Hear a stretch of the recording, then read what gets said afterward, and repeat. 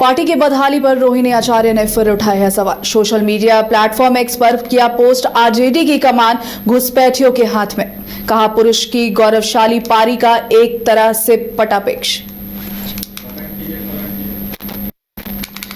आपको बता दें, पार्टी की बदहाली पर रोहिणी आचार्य ने फिर से सवाल उठाए हैं। जहां रोहिणी आचार्य ने सोशल मीडिया प्लेटफॉर्म एक्स पर पोस्ट कर लिखा है, आरजेडी की कमान घुसपैठियों के हाथ में है, पुरुष की गौरवशाली पारी का एक तरह से पटाक्षेप। हमारे साथ इस वक्त अंशु जुड़े हुए हैं। अंशु, एक बार फिर से रोहिणी आचार्य ने पार्टी की बदहाली पर सवाल उठाया है, क्या कुछ जानकारी है? देखिए, बिल्कुल, अगर पहले जो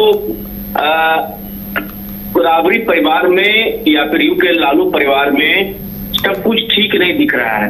हम ऐसा इसलिए कह रहे हैं कि रोहिणी आचार्य लगातार जो है अपने ट्वीट के माध्यम से जो है तेजस्वी यादव पर तंज करते रहते हैं। कई ऐसे मौके आए हैं जब हम लोगों ने खबर भी दिखाया है, और विधानसभा चुनाव के बाद ही ये कलह जो है वो शुरू हो गई थी। तेजस्वी यादव इंडिया से बाहर नहीं गए तो उससे पहले की बात हम कर रहे हैं।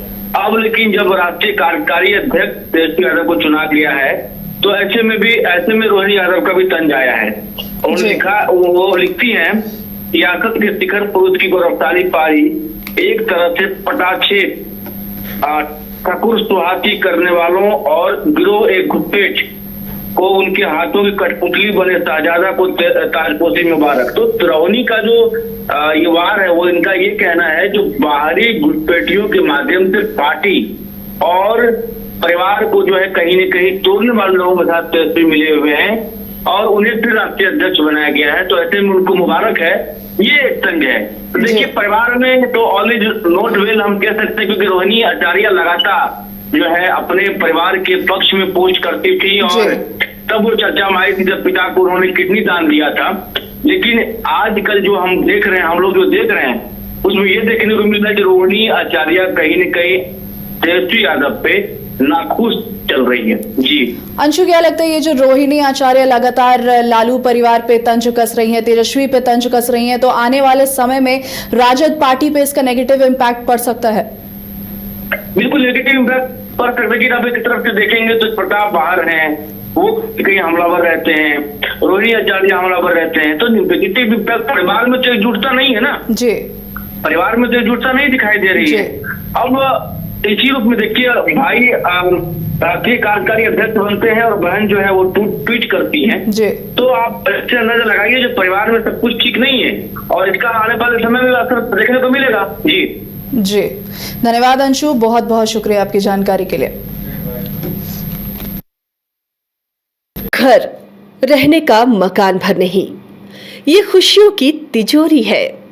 दरवाजे पर दस्तक देता पड़ोस, खिड़कियों से उमड़ आता आसमां, तारों में उलझी ऐसी ना जाने कितनी दास्तां।